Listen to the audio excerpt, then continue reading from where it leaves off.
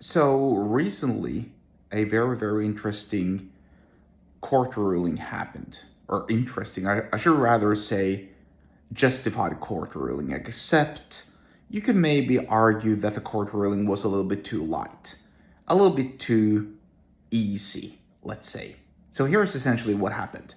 Some dude mounted and placed little tiny micro cameras inside the soap dispensers in the toilet at the workplace where he was working. I'm gonna say it once again, just so you know, because it's outrageous. It's crazy. One guy was recently, actually today, as of the time of this recording, sentenced to 75 days in jail, which is for pretty much nothing, a month and a half, 2 months and a half, for installing petite little micro cameras inside the soap dispensers. You know, the little soap boxes there next to the faucet when you wash your hands after having used the toilet, the washroom. That's where he mounted the little cameras. And in his defense, according to some article that I read, he said, "I like to observe people." I mean, I too actually admit I like to observe people, but I don't install cameras to survey them when they're intimate, or excuse me, in a place which is really, really intimate. Like, for instance, the toilet. It's kind of gross. It's actually not kind of gross, it's very gross. Now, if I want to sit down and I want to observe people, then I go to a restaurant, I go out on the street, I go to a bench in the park, I go where there are people, where there are crowds of people. Then I observe them at a distance. I do not install petite little micro cameras inside the soap dispensers in my workplace's toilets, because that's gross. And it's illegal and criminal, but it's also gross. And why exactly did he have to install it inside did the guy, have to install the cameras inside the soap dispensers at the toilet? Well, I'll tell you why.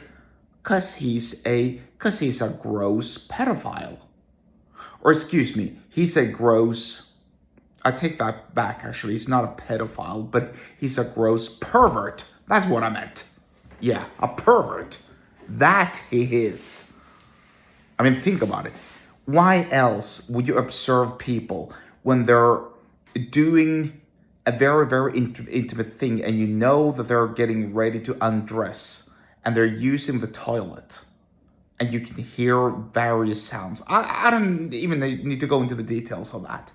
If he wanted to observe people because he had some sort of a weird fetish for installing cameras inside of his workplace, he could have done so, secretly, and spied on his colleagues, by installing a particular camera, let's say inside a pen, or a coffee cup, or a coffee mug inside some meeting room or conference room, or an office, or somewhere else, not in the toilet or inside the toilet.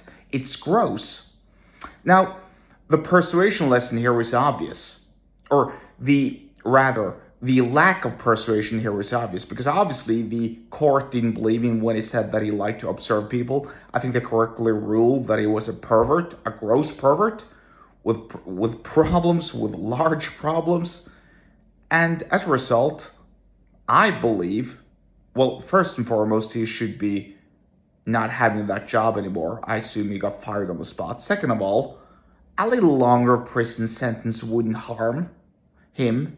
And also, how about this? How about he got sentenced to having a camera installed in his own bathroom for the exact same amount of time as the cameras that he installed in the soap dispensers at his work's toilet